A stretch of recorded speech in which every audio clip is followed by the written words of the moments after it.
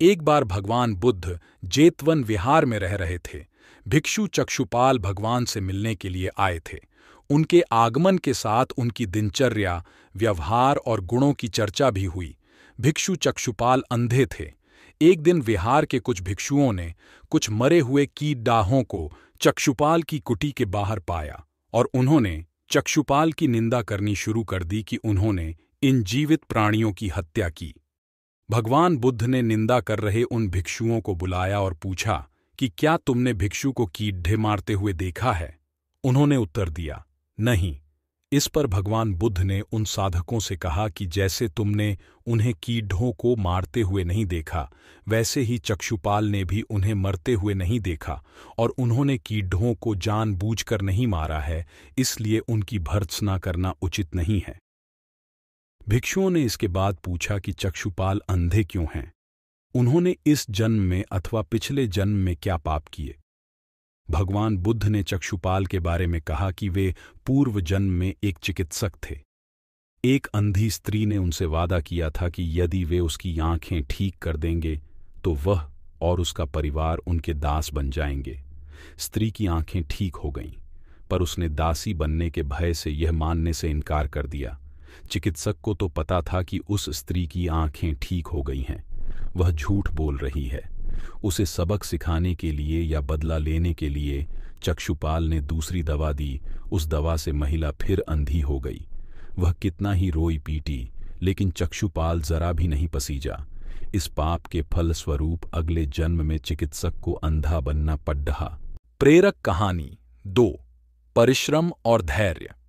एक बार भगवान बुद्ध अपने अनुयायियों के साथ किसी गांव में उपदेश देने जा रहे थे।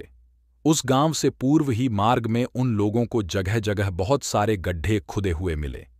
बुद्ध के एक शिष्य ने उन गड्ढों को देखकर जिज्ञासा प्रकट की, आखिर इस तरह गड्ढे का खुदे होने का तात्पर्य क्या है? बुद्ध बोले, पानी की तलाश में किसी व्यक्ति ने इतने गड्ढे खोदे हैं। यदि वह धैर्यपूर्वक एक ही स्थान पर गड्ढे खोदता तो उसे पानी अवश्य मिल जाता, पर वह थोड़ी देर गड्ढा खोदता और पानी न मिलने पर दूसरा गड्ढा खोदना शुरू कर देता। व्यक्ति को परिश्रम करने के साथ धैर्य भी रखना चाहिए। प्रेरक कहानी 3, अमृत की खेती। एक बार भगवान बुद्ध भिक्षा के लिए एक किसान के यहां पहुंचे।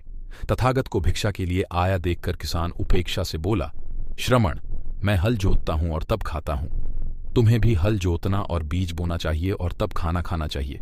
बुद्ध ने कहा, महाराज, मैं भी खेती ही करता हूं। इस पर किसान को जिज्ञासा हुई और वह बोला, मैं न तो तुम्हारे पास हल देखता हूं, न बैल और ना ही खेती का स्थल। तब आप कैसे कहते हैं कि आप भी खेती ही करते हो? आप कृपया अपनी खेती के संबंध में समझाइए। बुद्ध ने कहा, महाराज, मेरे पास श्रद्धा का बीज, तपस्या रूपी वर्षा और प्रजा रूपी जोत और हल है। पाप भीरुता का दंड है, विचार रूपी रस्सी है, स्मृति और जागरूकता रूपी हल की फाल और पेनी है। मैं वचन और कर्म में संयत रहता हूँ। मैं अपनी इस खेती को बेकार घास से मुक्त रखता हूँ और आनंद की फसल काट लेने तक प्रयत्नशील रहने वाला हूँ।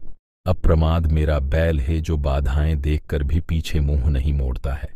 वह मुझे सीधा शांति धाम तक ले जाता है। इस प्रकार मैं अमृत की खेती करता हूँ।